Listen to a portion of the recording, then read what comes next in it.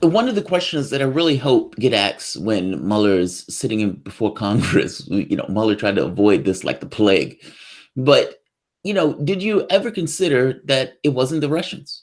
Like, when you first looked at this case and you first started this, you were thinking about the way you were framing your report and the way you were looking at this, did at any point in your thought process did you look at this in any way that did not include the Russian government being involved? And the reason I ask this is because the troll farm thing is a really good point to that.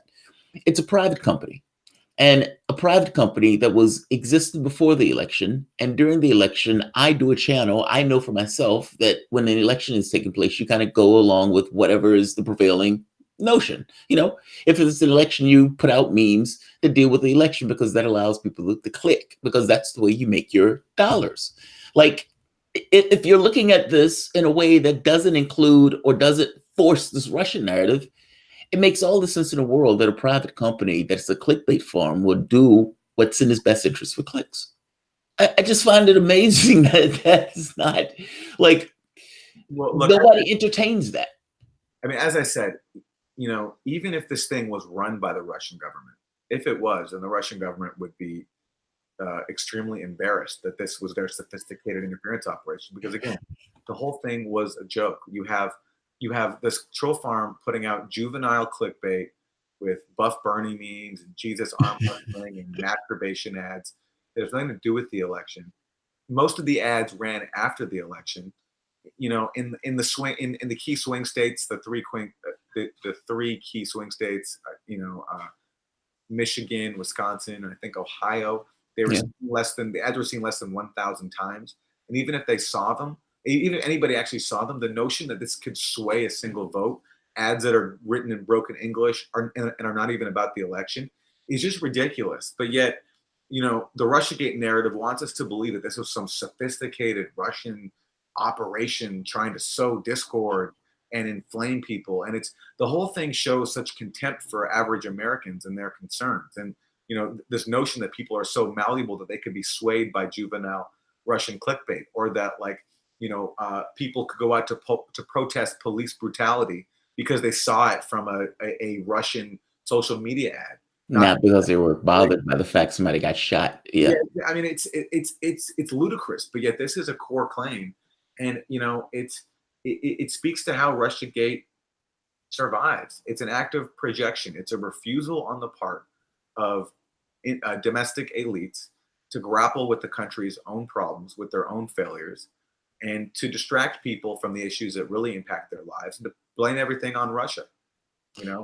What are you looking forward to in this hearing coming up with Mueller? Like, what questions because I know Democrats are not going to ask these questions, but if you were a Republican and you were sitting on the bench looking at Mueller and you got the opportunity to ask him questions, what would those questions be? That's the first thing. But the one more question, Misfud, Joseph Misfud.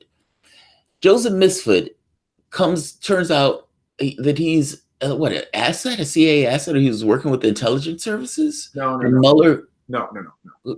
That's the speculation.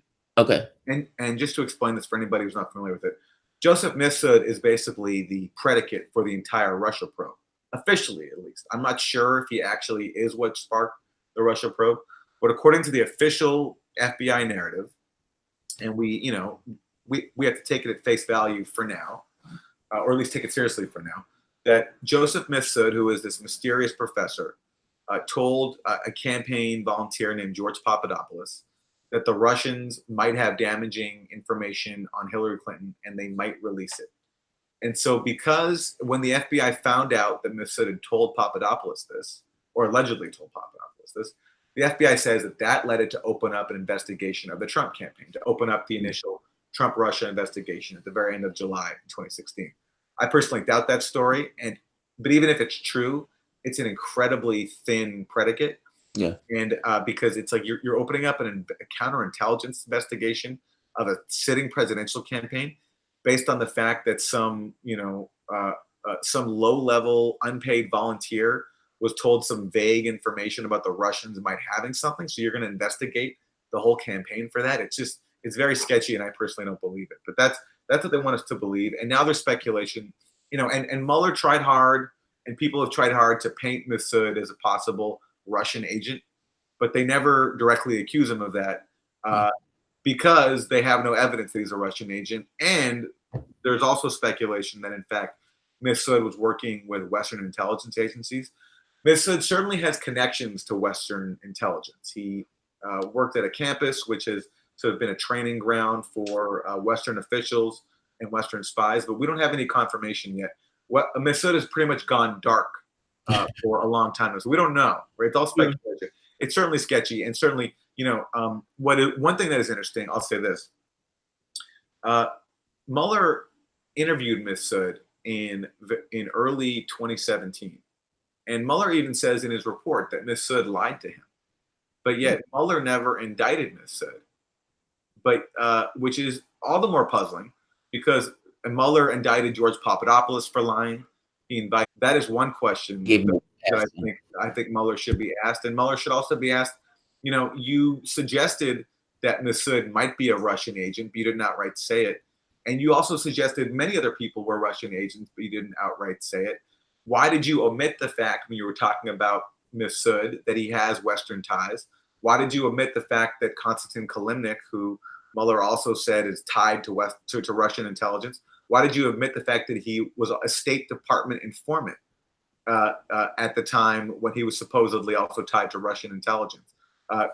Kilimnik is Manafort's business associate, and he's a big part of the conspiracy theory as well because Manafort shared with him some polling data, and that got spun into this crazy theory that like Manafort was sharing some secretive data, which then Kilimnik passed on to the Russians for the Russians to specifically target their U.S. audiences with in their sophisticated social media campaign that, of course, was not connected to the Russian government. So even that wild theory didn't even make sense internally.